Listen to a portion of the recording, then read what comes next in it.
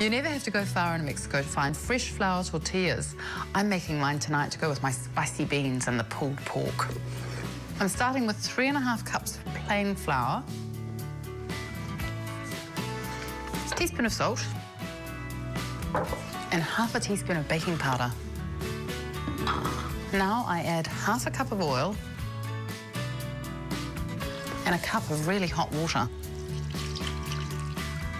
Just mix that up.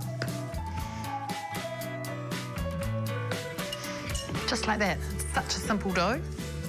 You just want to knead that about 20 times, and by doing this, you're releasing the gluten in the flour, and it just gives the breads a really nice texture. And you can see it's become really supple and satiny.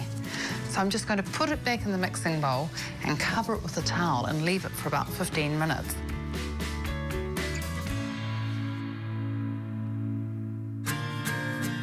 Now that's rested, take it out and divide it up. And I'm going to get 16 little tortillas out of this mixture. So I'm going to cut it in half, and then I'm going to cut it in half again. And out of each of those quarters, I'm going to get 4.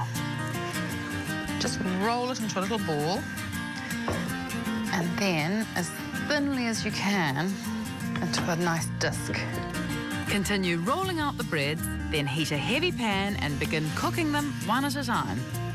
You can see the bubbles starting to form on here. Once it really bubbles up, I'm going to turn it over and cook it on the other side.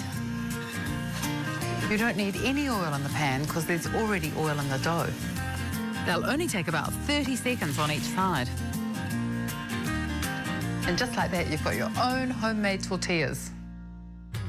These also make great chips. Cut the tortillas into segments, brush with oil and bake for 10 to 15 minutes until they're crisp. Then serve with a spicy tomato salsa. Or use them for a tasty chicken wrap with some hummus and salad. It's a quick, low-fat lunch to go.